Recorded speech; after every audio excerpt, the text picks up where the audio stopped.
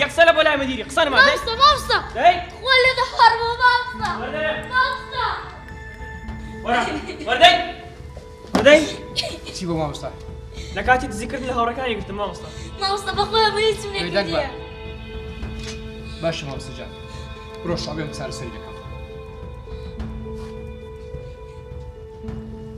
سليب كم ندخويني بردواي مشكلة مالو دبينيوا سنزاد الذكريات ديالها مو أتوي سنزاد الذكروا مامستا بخويا مدزمنا كرديا دانك باب براسي بيبري قصيب كدي زور بدا خولته باشا دايكو باوكت بيتنا أول شيء ليش ديني دايك باب ما همش الشرطة كلا قليك لبرسه نازانا شو نازاني باش لو دزي دكي فهملي چیا تو فێر دزی کردووە مامستا جنبالوت باسكا باسکە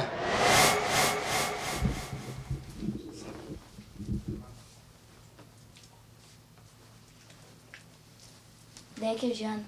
بەڵێ توپم بۆ کڕی ئێ بڕۆ بە باوکە بڵێ ئێ باوکم بۆ ناکڕێ ئێ من پارەم لەکوێ بوو پێم شکە بێ دیارە دەتخوا دایکە توپم بۆ بکڕە کوڕم پێم نییە بڕۆ بە باوکە بڵێ تۆپ تەر تۆپ مابوو باوکە كرم توپم بۆ دەکڕی كرم ماز بيني برو دخل لقم داران قميبكا ئەخە من عەزم لێ تۆپی خۆمە بی كرم لون ده غريبي دبرو كوراني توبا شي بابا ولا بنا نقردني وحدي ئەخرم دەترسێ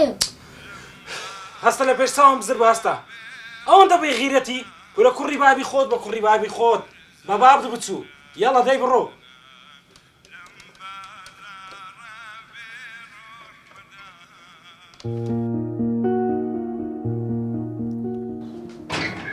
راكب ورا راكب ورا خربت ورا وصل وبارا لا تشينا توبت كري بردم هاي دزيتت بابم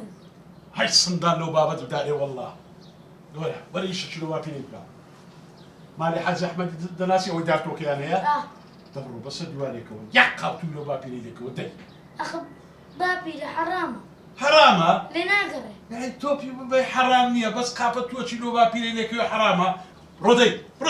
تخم صح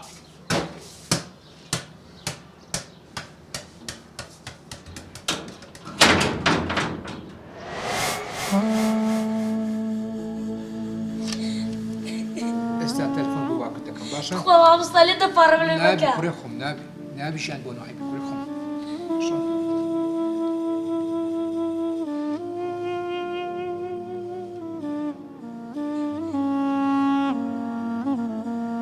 ئەلۆ کاک ئازاد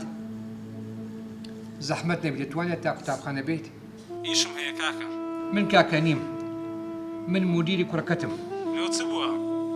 کاک ئازاد ئەنگە ئەو منداڵەتانەی بەڵەیە زەحمەت نەبی هەر ئێستا وەرە قوتابخانەی ئەوڕۆ پێم ناکرێ ئیشم هەیە کاکە ئەوە 3 ساڵە جەنابتان چاوتان بە قوتابخانەی نەکەتووە